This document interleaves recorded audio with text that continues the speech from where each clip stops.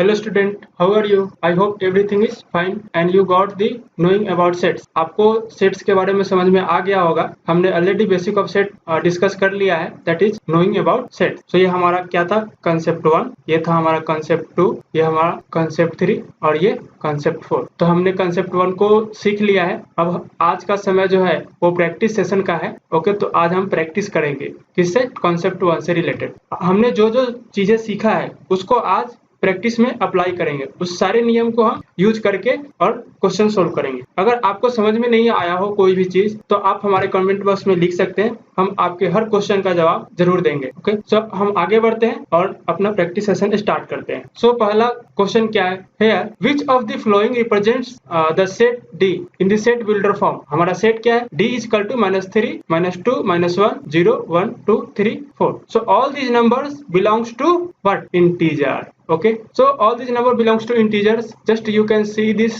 on number line also. 0, yes, so here 1, here 2, here 3, here -1 -2 etc. Okay, so all these are the integers. अब यहाँ पे question क्या कर रहा है? D जो है हमारा पहला ऑप्शन क्या है?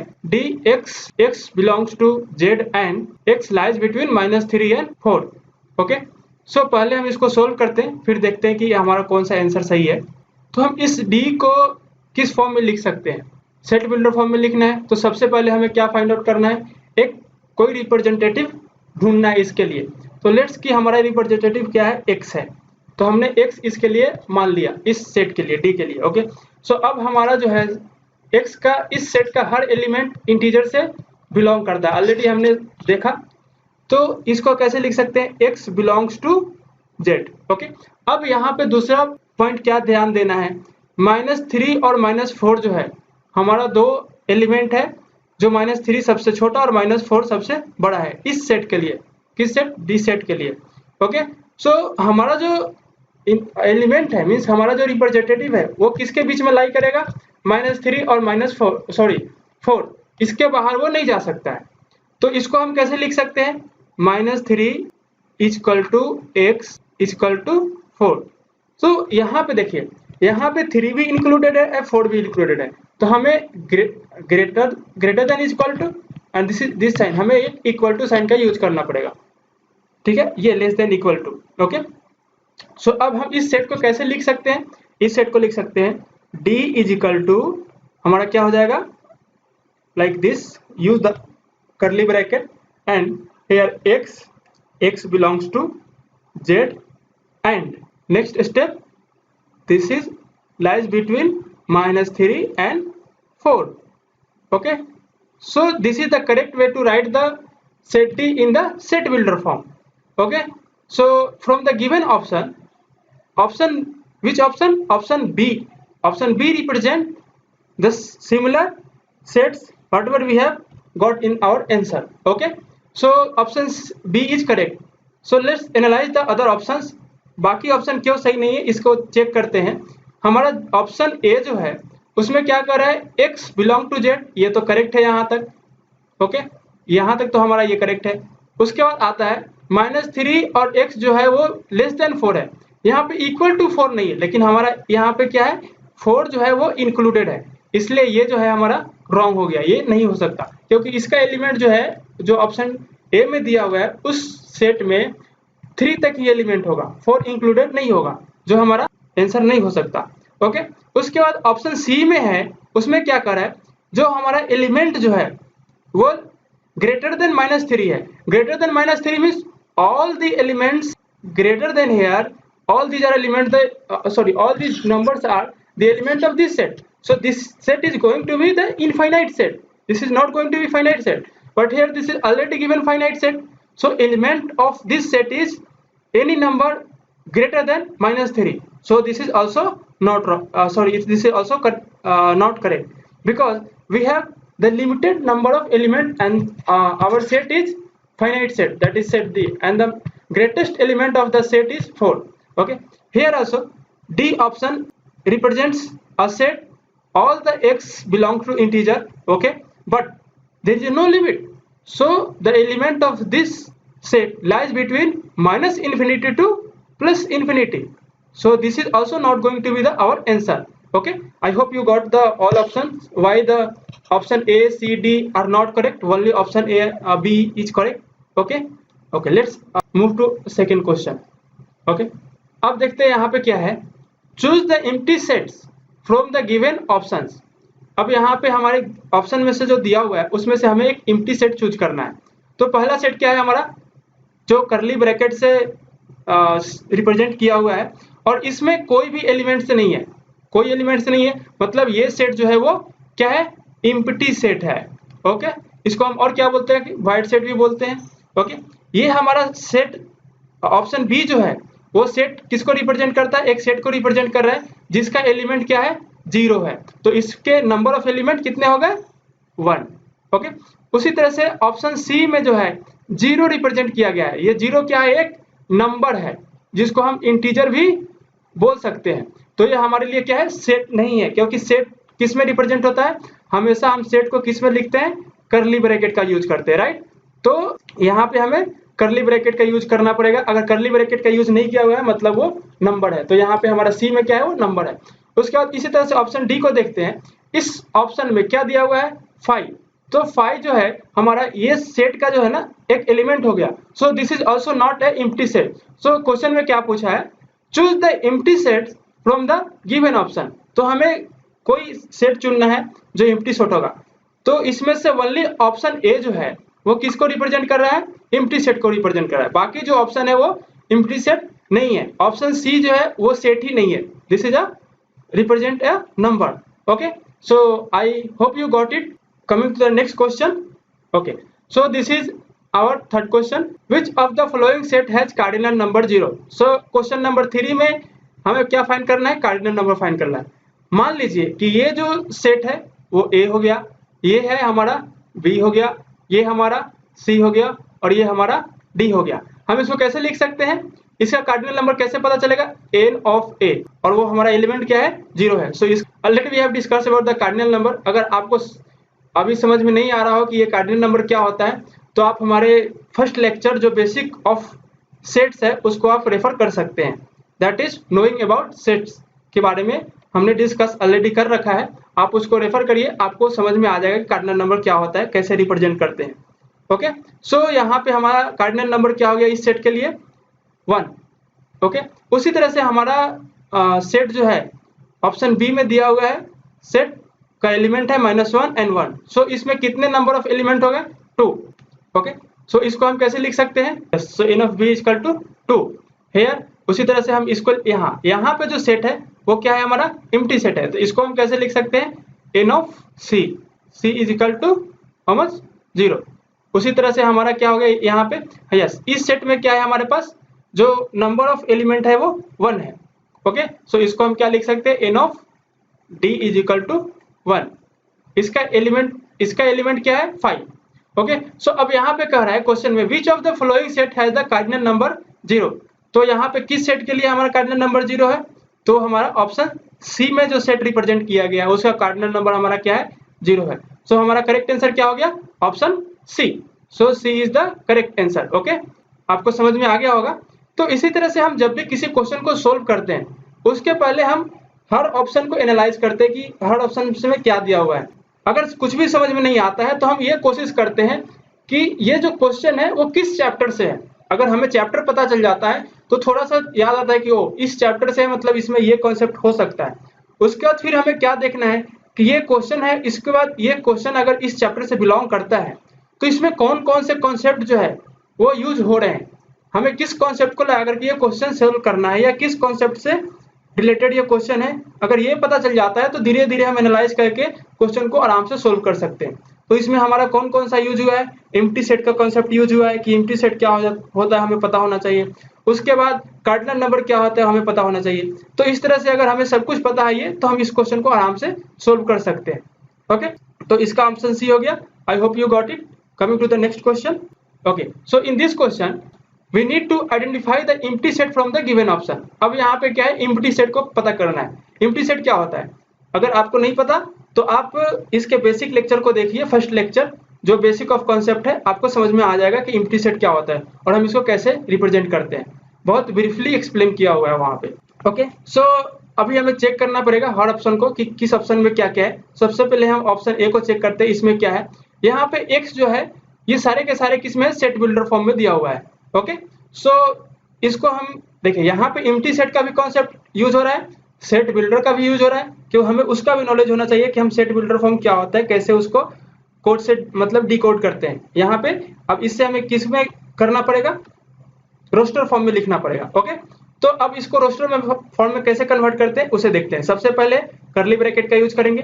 अब यहाँ पे जो है x क्या है, एक रिप्रेजेंटेटिव है और ये बिलोंग करता है नेचुरल नंबर। तो हमारा जो ये x नेचुरल नंबर, उसके बाद x इक्वल टू क्या हुआ, रिलेशन क्या है, x प्लस 7 इक्वल टू 5। तो हम इसको कैसे लिख सकते हैं, x plus 7 is equal to 5, या x is equal to 5 minus 7 is equal to minus 2। So हमें पता है कि नेचुरल नंबर जो होता है वो 1 या 1 से ग्रेटर देन होता है। ओके, कभी भी वो निगेटिव नहीं होता। तो इस सेट का जो सेट होगा वो क्या हो गया, हमारा एम्प्टी सेट, इसका कोई भी एलिमेंट नहीं है, इसमें नंबर ऑफ एलिमेंट 0 हो गया। तो इसको हम किससे रिप्रेजेंट करेंगे, just simply with a curly bracket, या हम इसको 5 से भी रिप्रेजेंट कर सकते हैं। ओके, उसी तरह से आते हैं सेकेंड क्वेश्चन में। हमारा सेकेंड ऑप्शन, हमारा सेकेंड ऑप्शन क्या कर रहा है, x belongs to integer. Okay, तो इंटीजर आपको पता होगा, -1 2 3 and 1 2 3 0, all these are the integer. We can say negative number, 0 and positive number. All relation between x is given x plus 4 is equal to 4. So we can write it as x is equal to 4 minus 4 is equal to how much, 0. Okay, सो यहाँ पे जो है 0 जो है क्या एक integer है, yes 0 एक इंटीजर है। जैसे हम यहाँ पे देख सकते हैं, जब भी हम इंटीजर को रिप्रेजेंट करते हो कैसे करते हैं, यहाँ पे 0 1 2, उसी तरह से -1 -2 etc। ओके, तो उसी तरह से इसका जो हो गया, हमारा क्या हो गया, x इक्वल टू 0 आया, जो एक ही एलिमेंट होगा। तो इस सेट को हम कैसे लिख सकते हैं, इसको हम रिप्रेजेंट करते हैं कर्ली ब्रैकेट 0। ओके, सो हमारा जो सेट है वो एम्प्टी सेट नहीं है यहाँ पे। उसके बाद आते हैं ऑप्शन सी के लिए। इसमें क्या कर रहा है, x जो है वो नेचुरल नंबर से बिलोंग करता है, इस सेट का जो रिप्रेजेंटेटिव है वो नेचुरल नंबर से बिलोंग करता है, और ये जो है x लाई करता है 5 और 7 के बीच में। अब 5 और 7 के बीच में x लाई करता है, मीन्स क्या हो गया कि 5 6 7, और इस दोनों के बीच में कौन लाई करता है, इस दोनों के बीच में लाई करता है हमारा x। ओके, तो हमारा x इक्वल टू क्या हो गया, 6, क्योंकि natural number 5 6 7, so only one natural number is there between 5 and 7. So how can we write this in the set roster form, 6 and yes, so this set also has only one element. Coming to the option D, यहाँ पे हमारा representative जो है वो z से belong करता है, and हमारा x जो है वो लाई करता है -1 to 1। तो इंटीजर हो गया, इंटीजर -1 0 और 1। ओके, तो हमारा x क्या हो गया यहाँ पे, 0, करेक्ट। तो हम इसको कैसे लिख सकते हैं, सेट डी को curly bracket 0 curly bracket close. Okay, so अब यहाँ पे देख सकते हैं, इसमें भी नंबर ऑफ एलिमेंट 1, यहाँ भी नंबर ऑफ एलिमेंट 1, यहाँ भी नंबर ऑफ एलिमेंट 1। तो सिर्फ और सिर्फ ऑप्शन ए जो है वो एम्प्टी सेट को रिप्रेजेंट करता है, इसलिए हमारा करेक्ट आंसर क्या होगा, A, option A. Okay, I hope you got it. तो हमने यहाँ पे कितने तरह के कॉन्सेप्ट अप्लाई किया। सबसे पहले हमने एम्प्टी सेट को हमें पता होना चाहिए था, उसके बाद हमने सेट को कन्वर्ट किया set builder form to roster form, तब हमें यहाँ पे पता चला। ओके, तो इसी तरह से हम हर क्वेश्चन को एनालाइज कर करके सोल्व कर सकते हैं, और हमारा जो रूल्स है, हमने जो ऑलरेडी स्टडी किया हुआ है, समझा हुआ है, वो रिफ्रेश होते चला जाता है और प्रैक्टिस होते चला जाता है। ओके, अगर आपको समझ में कुछ भी ना आए, आप कमेंट बॉक्स में लिख सकते हैं, या हमारा जो बेसिक से रिलेटेड वीडियो है उसको आप देख सकते हैं, वहां पे आपको सब कुछ समझ में आ जाएगा। Okay, so now coming to the question number 5, what is the set builder form of set E. Okay, so सबसे पहले हमें क्या करना है, यहाँ पे हमें सेट के एलिमेंट को देखना है कि ये किस फॉर्म में है और कैसे हम इसको लिख सकते हैं। ओके, क्योंकि हमें इसको किस फॉर्म में लिखना है, सेट बिल्डर फॉर्म में लिखना है। तो पहला एलिमेंट क्या है हमारा, 1/2। तो इसको हम कैसे लिख सकते हैं, 1, अगर मान लीजिए कि हमने इसको n से रिप्रेजेंट कर दिया, तो इसको हम कैसे लिख सकते हैं, n² + 1। ओके, उसी तरह से दूसरे को कैसे लिख सकते हैं हम, इसको अगर मान लीजिए 1 स्क्वायर प्लस 1। ओके, उसी तरह से 3/4 को देख लीजिए, 3/10 को कैसे लिख सकते हैं, 3 डिवाइडेड बाई 3 स्क्वायर प्लस 1। उसी तरह से 4/17 को हम लिख सकते हैं 4 स्क्वायर प्लस 1। ओके, तो यहाँ पे हमारा जो है, हम ये देख रहे हैं कि ऊपर में जो नंबर है उसका नीचे में स्क्वायर प्लस 1। ओके, तो अगर हम इस नंबर को अगर हम n से रिप्रेजेंट कर देते हैं तो उसी तरह से यहाँ पे भी हम n लिख सकते हैं। ओके, ये हमारा n हो गया और ये हमारा n हो गया। ओके, तो इसको हम कैसे लिख सकते हैं, अगर मान लीजिए कि हमने क्या कर दिया, n divided by n square plus 1, क्योंकि हमारा क्या है, n जो है वो स्क्वायर होते चला जा रहा है और सब में प्लस 1 ऐड होते चला जा रहा है। तो ये तो हमें किसका पता चल गया, पैटर्न, फ्रैक्शन का। अब देखना है जो हमारा जो ये फ्रैक्शन है, ये एलिमेंट है, वो किसके किसके बीच में लाई करता है। तो हमारा ऊपर वाला जितना भी मतलब फ्रैक्शन का जो न्यूमरेटर है वो क्या है, एक तरह से इंटीजर है, सॉरी इंटीजर नहीं, n, मतलब उसको हम नेचुरल नंबर बोल सकते हैं। तो ये है 1 to 10। तो ये हमारा n क्या हो गया, हम किसके किसके बीच में लाई कर रहे हैं, 1 less than equal to n and less than equal to 10। Okay, तो ये हमारा किसका हो गया, ये 1 का, सॉरी n का रेंज हो गया।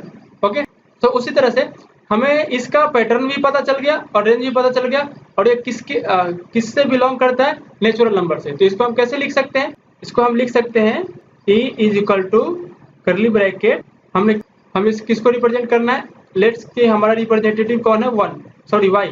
तो y बिलोंग्स टू क्या हो जाएगा हमारा, y का पैटर्न क्या है, n divided by n square plus 1।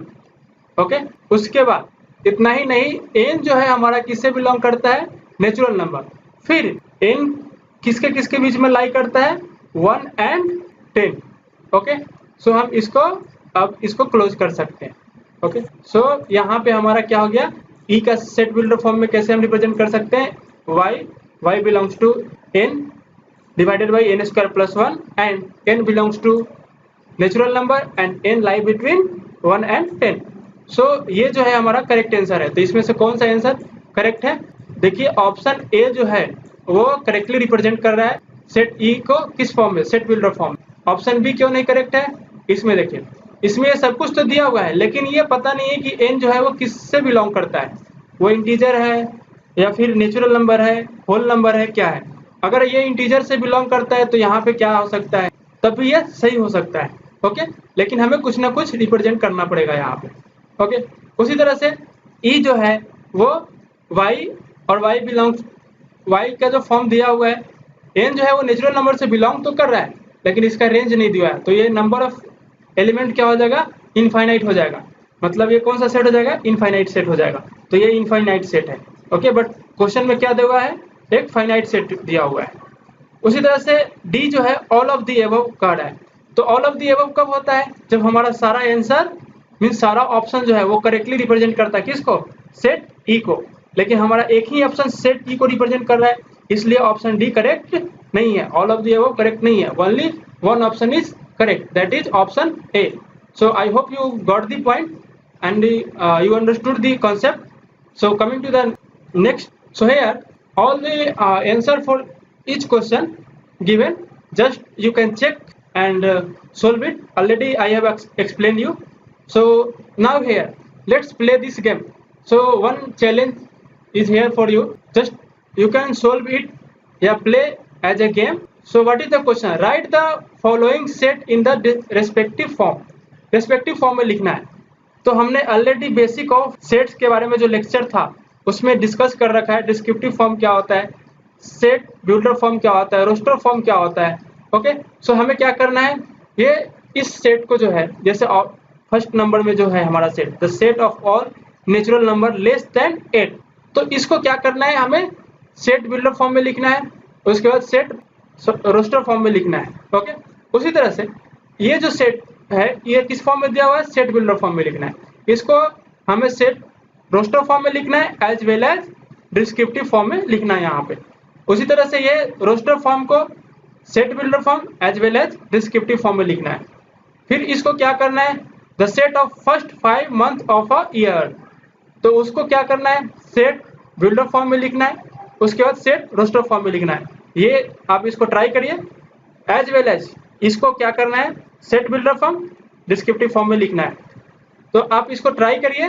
अगर आपको कोई डाउट है या कुछ समझ में नहीं आता है तो आप हमारे बेसिक लेक्चर को रेफर कर सकते हैं। उसके बाद भी समझ में नहीं आता है तो आप हमारे कमेंट बॉक्स में लिख सकते हैं, आपको उसका रिप्लाई जरूर मिलेगा।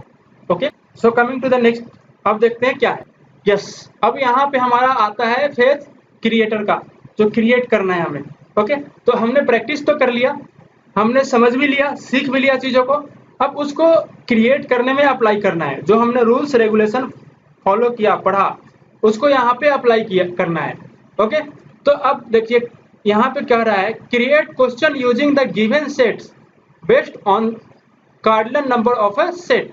तो कार्डिनल नंबर ऑलरेडी हमने डिस्कस कर रखा है। जैसे मान लीजिए कि यहाँ पे कोई सेट ए है, तो ए कौन सा सेट हो गया हमारा, 5 रिप्रेजेंट कर रहा है, 5 मीन्स नल सेट। ओके, सो नल सेट है तो इसका कार्डिनल नंबर क्या हो जाएगा, 0, क्योंकि इसमें नंबर ऑफ एलिमेंट कितना होता है, 0, कोई एलिमेंट नहीं होता है इसमें, नंबर ऑफ एलिमेंट कुछ भी नहीं होता। ओके, सो एक एम्प्टी सेट है। तो इसके बेस पे हमें क्वेश्चन क्रिएट करना है।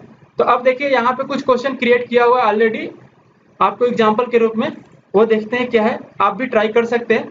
Integer based question. अब इंटीजर बेस्ड क्वेश्चन क्या होता है, एक्चुअली ऐसा क्वेश्चन होता है जिसका आंसर जो है हमेशा 0 और 9 के बीच में लाई करता है। जब भी आप प्रैक्टिस करोगे एग्जाम में या फिर चले जाओ आप ऑनलाइन सिस्टम में या फिर कहीं भी, तो आपको एक इस तरह से बॉक्स मिलेगा या कुछ ऐसा सिस्टम मिलेगा जहाँ पे एक ड्रॉप डाउन होता है। अगर यहाँ पे आप माउस के कर्सर को यहाँ पे लेकर क्लिक करोगे तो आपके पास बहुत सारा लाइन से आपके पास सारे ओपन आ जाएंगे, 0 1 2 till 9 तक, और उसमें से आपको कोई एक सा सिलेक्ट करना है और उसको सबमिट कर देना है या सेव कर देना है ऑप्शन को। तो वो क्या हो जाएगा, आपका सेव हो जाएगा। लेट्स से कि मान लीजिए कि इस क्वेश्चन को सोल्व करते हैं, फिर पता चल जाएगा कि इसका आंसर क्या होगा। तो इस तरह से हमारा क्या है, एक इंटीजर बेस्ड क्वेश्चन होता है जिसका आंसर जो है 0 और 9 के बीच में लाई करता है, जिसका मतलब जो है ना वो डिजिट ही होता है उसका आंसर। ओके, तो अब यहाँ पे आते हैं ए बी सी। तो सबसे पहला सेट जो क्या है वो एम्प्टी सेट है जिसमें नंबर ऑफ एलिमेंट क्या हो गया, 0 मीन्स नहीं है। बी जो है वो एम्प्टी सेट नहीं है, इसका एलिमेंट क्या है, 5, सो नंबर ऑफ एलिमेंट 1। उसी तरह से सी जो है तो हम इसको कैसे लिख सकते हैं, सबसे पहले देख लेते हैं। N A equal to already हमने लिख रखा है 0, उसी तरह से n B is equal to 1 and n C क्या है, अब इसको देखना पड़ेगा। सबसे पहले इसको देखते हैं, इसको कैसे लिख सकते हैं। देखिए हम इस सेट को ऑलरेडी हमने डिस्कस कर रखा है कि किसी भी सेट को लिखते समय रिपीटिशन और ऑर्डर जो है वो मैटर नहीं करता। तो ये सेट को हम कैसे लिख सकते हैं, इसको ऐसे भी लिख सकते हैं, सेट 0 -2 उसके बाद 1 0 -2 1 एंड 2। ओके, सो यहाँ पे जो है ऑर्डर और जो रिपीटिशन जो है ना वो मैटर नहीं करता, हम कैसे भी लिख सकते हैं। तो इसे कितने एलिमेंट हो गए, 0 हो गए, 0 हो गए, 2 हो गया, -2 हो गया, 1 हो गया, 2 2 4, तो इसके 4 एलिमेंट हो गए। तो यहाँ पे क्या हो जाएगा, एन ऑफ सी कितना हो जाएगा, 4, राइट। तो अब देखते हैं कि क्वेश्चन में क्या कर रहा है, what is the product of n of A and n of C. तो ऑलरेडी हमको पता है कि एन ऑफ ए क्या है, 1 और एन ऑफ सी जो है 4 है। तो हम कैसे लिख सकते हैं, n of B into n of C is equal to, n of B कितना है हमारा 1 into n of C 4 equal to कितना हो गया हमारा 4। तो हमारा आंसर क्या हो गया 4। तो ये किसके बीच में लाई कर रहा है, 0 और 9 के बीच में। तो जो हमारा जो आंसर होगा वो यहाँ पे क्या होगा 4। तो जैसे ही हम ड्रॉप डाउन करेंगे तो हमारे पास सारे नंबर ओपन हो जाएंगे और हम 4 को क्या है वो सिलेक्ट करके और इसमें सेव कर देंगे। तो हमारा करेक्ट आंसर क्या है यहाँ पे 4। चलिए अब बात करते हैं सेकंड क्वेश्चन की। सेकंड क्वेश्चन क्या कर रहा है, विच of the following is incorrect mathematical expression. इसमें से कौन सा मैथमेटिकल एक्सप्रेशन जो है वो इनकरेक्ट है, देखते हैं। सबसे पहले हमें ये पता होना चाहिए कि मैथमेटिकल ऑपरेशन क्या क्या होता है। तो हमारा क्या क्या होता है, एडिशन, सब्ट्रैक्शन, मल्टीप्लिकेशन, डिवीजन, ये सारे मैथमेटिकल ऑपरेशन है। अब देखिए यहाँ पे ऑलरेडी हमने डिस्कस कर रखा है, n of B n of A जो है हमारा क्या क्या हो सकता है। तो एन ऑफ ए क्या हो गया हमारा 0 और एन ऑफ बी जो है हमारा 1। तो इसको हम कैसे लिख सकते हैं, सबको हम एक तरह से डिकोड करते हैं। तो एन ऑफ बी क्या है हमारा 1 इंटू 0, तो ये क्या हो जाएगा हमारा 1, सॉरी ये हमारा 0 हो गया। किसी भी नंबर को हम अगर 0 से मल्टीप्लाई करते हैं तो 0 आता है। देखिए इसमें कितने सारे कॉन्सेप्ट यूज होते हैं, अभी आपको पता चलेगा। आपका कितना सारा नॉलेज जो है वो रिवाइज होगा। ये सब क्वेश्चन जो है वो कॉन्सेप्चुअल क्वेश्चन है, कॉन्सेप्ट बेस्ड क्वेश्चन है। क्वेश्चन तो आसान है लेकिन आपके बहुत सारे बेसिक कॉन्सेप्ट जो है वो रिवाइज हो जाते हैं ऐसे क्वेश्चन को सोल्व करने के बाद। यहाँ पे क्या है, इसको हम 1 डिवाइडेड बाई 0। अब देखिए इसको हम और कैसे लिख सकते हैं, 1/0। और हमें ये पता है कि कभी भी जो है वो डिनोमिनेटर क्या है, वो 0 नहीं हो सकता। तो ये जो है हमारा 0 नहीं हो सकता, इसलिए ये जो है वो मैथमेटिकली क्या है, रॉन्ग है, इनकरेक्ट है। Okay, so option C, option second जो है वो इनकरेक्ट है। क्यों? क्योंकि हम कभी भी डिनोमिनेटर में 0 नहीं लिख सकते और हमारा n ऑफ a जो है क्या है, वो 0 है। उसी तरह से इसको देखते हैं, क्या है 1, n ऑफ b को हम 1 लिख सकते हैं एंड n ऑफ a क्या है हमारा 0 है। तो ये हमारा कौन सा साइन है, प्लस, तो 0 इक्वल टू क्या हो गया हमारे पास 1। उसी तरह से हम ये करेक्ट हो गया हमारा। उसी तरह से 1 माइनस 0 इक्वल टू 1। ओके, तो अब हमारा क्या हो गया, ये भी करेक्ट है, ये भी वैलिड है, ये भी वैलिड है, ये भी वैलिड है। इसका आंसर 0 1 1 और इसका इनकरेक्ट, क्योंकि ये इसलिए क्योंकि मैथमेटिकली गलत है। ओके, सो हमारा क्वेश्चन के हिसाब से विच of the following is incorrect mathematical expression, तो इसके हिसाब से कौन सा हमारा ऑप्शन जो है वो करेक्ट है, ऑप्शन सेकेंड। मतलब ये सेकेंड जो है ना वो करेक्ट सही है, क्योंकि ये इनकरेक्ट मैथमेटिकल ऑपरेशन को रिप्रेजेंट कर रहा है। सो ये हमारा सही है। ओके, इसी क्वेश्चन को हम कैसे पूछ सकते हैं, हम ये भी पूछ सकते हैं कि identify the option which represent 0, जो 0 को रिप्रेजेंट करता है। उस समय में क्या हो जाता हमारा, ये 0 हो जाता। इसी क्वेश्चन को हम मल्टी सेलेक्ट कैसे बना सकते हैं, अगर मान लीजिए कि हम ये पूछते कि कौन कौन सा ऑप्शन जो है वो क्या देगा, 1 एज ए रिजल्ट देगा, तो हमारा क्या कौन कौन सा ऑप्शन हो गया यहाँ पे 3 and 4।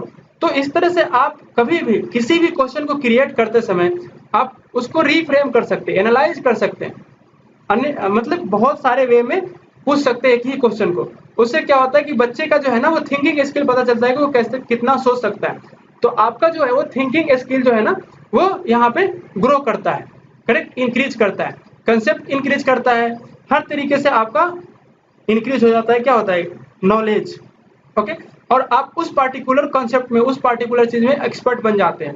और जब हम क्वेश्चन को क्रिएट करते हैं तो जिस कॉन्सेप्ट से चैप्टर से रिलेटेड करते हैं उसका कॉन्सेप्ट तो रिवाइज होता ही होता है, प्लस बाकी दूसरे चैप्टर का भी कॉन्सेप्ट रिवाइज हो जाता है जो हमने पहले पढ़ रखा है, क्योंकि हमें उसका कहीं ना कहीं यूज करना पड़ता है। जैसे हमने यहाँ पे क्या किया, मैथमेटिकल ऑपरेशन, फ्रैक्शन को कैसे लिख, फ्रैक्शन का नॉलेज यहाँ पे रिवाइज हो गया। उसके बाद डिनोमिनेटर में 0 नहीं लिख सकते, वो हमें नॉलेज रिवाइज हो गया। ओके, उसके बाद यहाँ पे लैंग्वेज भी इंप्रूव होता है हमारा, करेक्ट। तो अब आते हैं अगला स्टेप। अगला स्टेप क्या है, यस, तो यहाँ पे अब हमें क्या करना है, create frame the question using the given set based on the following concept. तो सबसे पहला सेट हमारा ए है जिसका एलिमेंट 0 और क्या है 5। ओके, तो हम इसको कैसे लिखते हैं, कभी भी एलिमेंट को हम कैसे लिख सकते हैं, a belongs to 0 belongs to a। Okay, उसी तरह से 5 बिलोंग्स टू a। यहाँ पे 1 जो है इसका एलिमेंट नहीं है, इसको कैसे लिख सकते हैं, a does not belong to, sorry 1 does not belong to a। तो इस तरह से हम देखें तो d जो है x is a multiple of 2 and x belong to n। तो इस सारे सेट का यूज करके, ये जो इंफॉर्मेशन दिया हुआ है इसका यूज करके हमें किस कॉन्सेप्ट पे क्वेश्चन बनाना है, finite set, cardinal number of a set, okay, singleton set, equivalent set, equal set. आप किसी भी तरह के क्वेश्चन बना सकते हैं। आप सब्जेक्टिव क्वेश्चन भी बना लीजिए, रेडियो बटन मतलब सिंगल करेक्ट ऑप्शन भी बना लीजिए, ऑब्जेक्टिव या इंटर करने वाला, वैल्यू इंटर करने वाला क्वेश्चन भी बना सकते हैं। तो आप कैसे भी बना सकते हैं, अपने क्वेश्चन को बना करके प्रैक्टिस करके। और अगर आपको कोई भी डाउट, कोई भी क्वेश्चन इशू है तो आप कमेंट बॉक्स में लिख सकते हैं, आई विल हेल्प यू। हाँ, और आप चैनल को सब्सक्राइब करना ना भूलें, क्योंकि अभी इस तरह के अच्छे अच्छे कॉन्सेप्ट जो है और यूनिक वे ऑफ लर्निंग जो है हम इंट्रोड्यूस करेंगे और नए नए वीडियो आपके साथ लेकर के आएंगे। इसी तरह के हर चैप्टर का एक्सरसाइज को कंप्लीट करिए। आई hope you understood everything. Thank you very much.